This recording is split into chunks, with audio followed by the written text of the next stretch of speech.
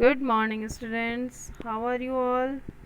I hope you all are fine and safe at your homes and taking a very good care of yourself. Earlier, I've explained you the chapter 6, The Red Shoes by H.C. Anderson. We have done exercises also. So today I'm going to explain you the word meanings and question answers of this chapter. Okay, to start with, first word is delicate. delicate. Delicate is fine and dainty. नाजुक. In steps, part of foot. पैरों का, पाँव का हिस्सा जहाँ पर हम shoes पहनते हैं, specially the inner part. Clumsy, lacking grace, जो दिखने में बहुत अच्छा ना हो, that is called clumsy.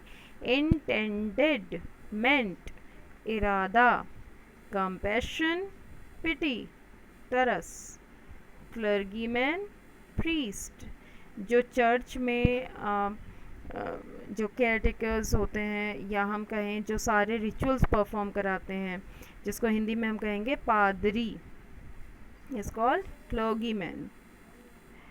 Next is on account of, because of, इसकी वजह से, वजह से is called on account of, because of. Measure, size, नाप.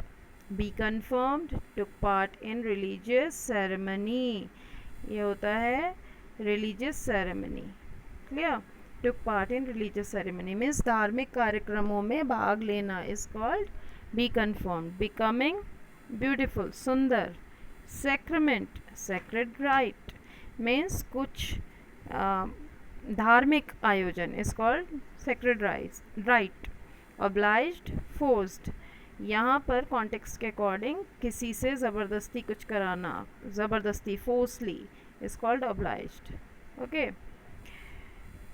Now will discuss question and answers. First question is, who was old dame shoemaker? Old dame, dame means अपनी मर्जी की करने वाली, जो किसी के ऑर्डर्स को फॉलो ना करे, इज कॉल्ड डेम. तो बूढ़ी डेम शू मेकर कौन थी और व्हाट डिड शी डू, और उन्होंने क्या किया? तो answer is, old dame shoemaker lived in the middle of the village. वो गांव के बीच में रहा करती थी. किसके गांव के? कैरन के, जो कैरन का जो विलेज था वहाँ पर उसके बीच में रहा करती थी. तो क्योंकि बहुत ज़्यादा रेफरेंस नहीं है हमारे पास उस शू मेकर के बारे में, तो इसलिए हम कहेंगे कि वो उस गांव के बीच में रहा करती थी. She made little red shoes for Karen, और उन्होंने क्या किया? उन्होंने कैरन के लिए छोटे से लाल रंग के शूज़ बनाए. और वो शूज़ कैसे थे? देवर क्लमसी, वो दिखने में बहुत सुंदर नहीं थे. ठीक है. Next, What happened when Karen wore red shoes to church? जब कैरन ने वो लाल शूज़ चर्च जाने के लिए पहने तो क्या हुआ? What happened then? क्या हुआ था? Answer is, when Karen wore red shoes to church, there was an old soldier standing at the door. कि जब कैरन ने वो रेड शूज़ चर्च जाने के लिए पहने तो वहाँ पर क्या मिला? एक बूढ़ा soldier standing at the door, दरवाजे पर खड़ा हुआ एक बूढ़ा सोल्जर मिला. और उसने क्या किया? ही डस्टेड हर शूज़, उसने उसके शूज़ को साफ किया. All the people in the church looked at Karen's red shoes, और फिर वो चर्च के अंदर गई तो सब लोग कैरन के रेड शूज़ को देख रहे थे. ठीक है. Third, What did the old lady tell Karen about her shoes? Old lady ने कैरन को उसके रेड शूज़ के बारे में क्या बताया, क्या कहा? When the old lady came to know that Karen is wearing red shoes, it means जब कैरन ने वो रेड शूज़ पहने थे तो ओल्ड लेडी को नहीं मालूम था, क्योंकि वो कलर्स नहीं पहचान पाती थी, उनकी आइज़ वीक थी, कि इसने रेड शूज़ पहने हैं. तो उन्होंने कहा, She told Karen that she had done wrong, कि उसने गलत किया है.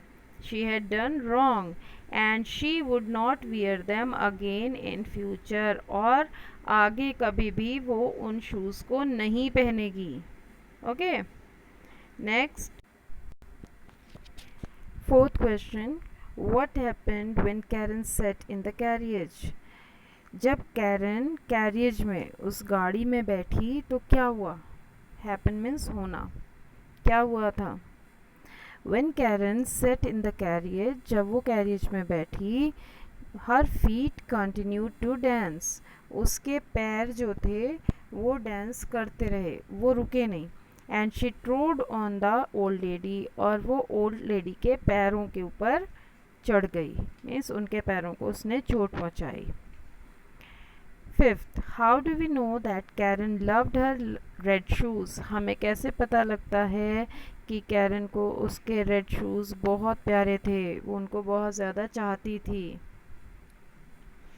We know that Karen loved her red shoes because, कैसे पता लगता है कि वो बहुत ज़्यादा प्यार करती थी? क्योंकि she found them beautiful and वोर them everywhere.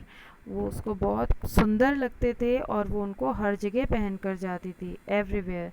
She could not avoid looking at them. और जब उससे वो शूज़ छीन कर रख दिए गए थे तब भी वो उनको देखे बिना नहीं रह पाती थी. So with this question and answers been finished. Next is reference to the context. Reference to the context में एक sentence लिया है आपके स्टोरी से और उससे रिलेटेड कुछ क्वेश्चंस पूछे जाते हैं. जैसे पोएम में होता है ना एक्सट्रैक्ट्स, ठीक ऐसे ही. तो first is here give me the little girl, I will adopt her. आप ये छोटी लड़की मुझे दे दो, मैं इसको अडॉप्ट करना चाहती हूँ, गोद लेना चाहती हूँ. ठीक है, ये सेंटेंस है. And the first question, who said these words and to whom? ये वर्ड्स किसने कहे और किससे कहे? टू हुम.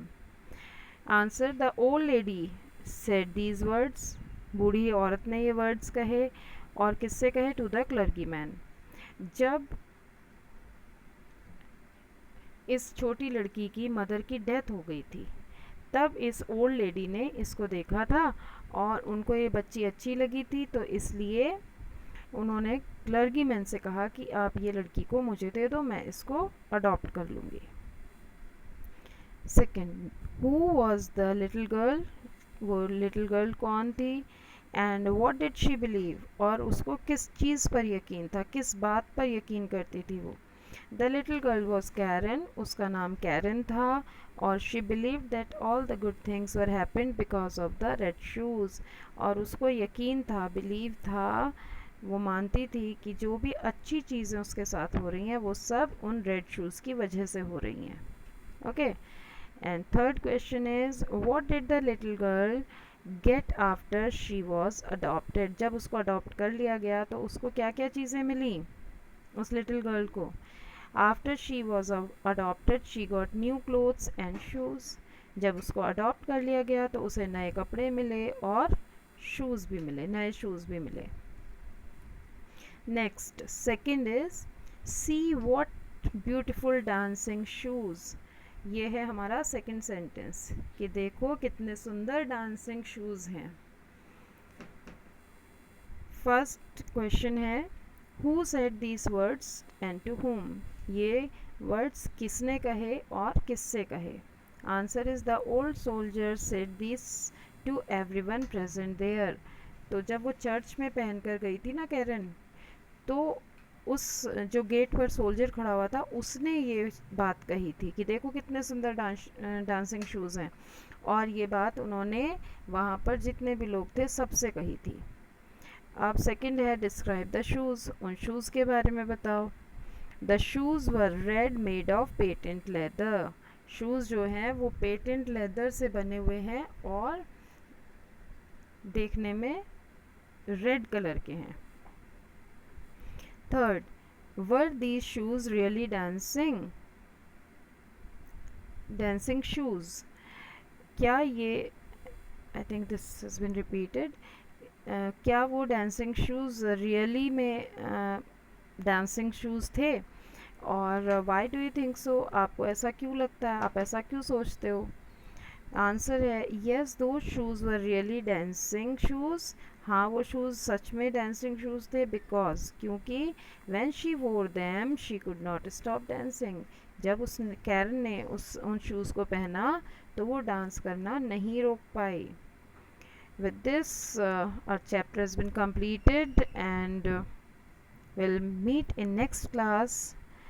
Till then, have a nice day. Bye bye.